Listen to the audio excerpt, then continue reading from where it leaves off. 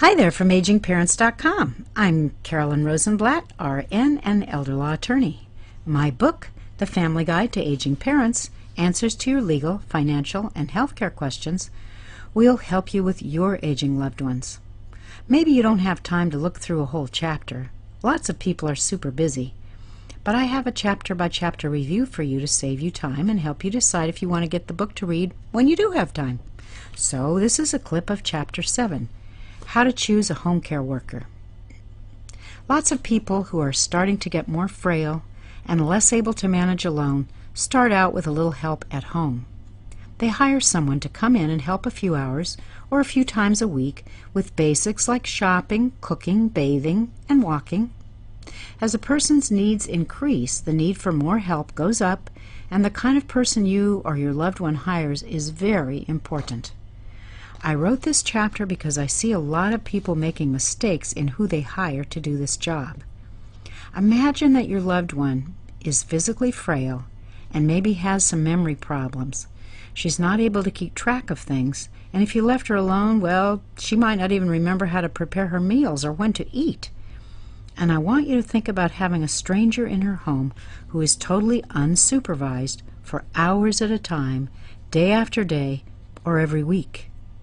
If your aging parent is supposed to be the employer of this worker, this stranger, how could she do a safe job of supervising the worker? Well, she can't. If we didn't have this huge problem of elder financial abuse, I probably wouldn't feel so strongly about warning you to hire smart. And I probably wouldn't be concerned that you and your aging parent might become victims of a worker who sees an opportunity to take advantage of a frail elder. But we do have a problem with caregiver theft and abuse. We do need to hire smart, and in this chapter I tell you exactly how to do that. Is it best to use an agency? That's a consideration. At least the agency who supplies home care workers should screen them and do a background check. That's one of the tips I give you in this chapter, that you need to be sure anyone who's going to be alone with an aging person unsupervised for any amount of time has been through a multi-state background check. True stories are everywhere about caregivers pressuring or persuading an elder to give them access to their money, and the elder has done that, and boom, the bank account gets drained and the worker disappears. Hiring a home care worker is not a casual thing.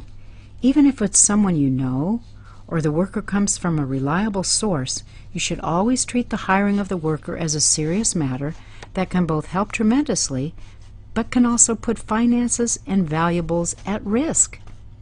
Conditions for a worker can change in a minute's time. One worker was very good and reliable until her husband left her.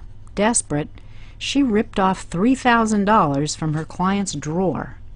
You don't want that to happen to someone you love.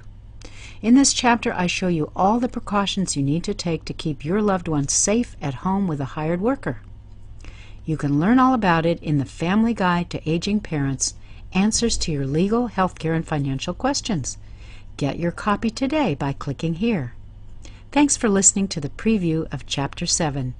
I'm the author, Carolyn Rosenblatt. Oh, and I invite you to sign up for our monthly letter with lots of free tips, legal information, and helpful case stories we can share with you. They'll help you every time you read the letter, and you'll learn a lot. Sign up here. Bye-bye now.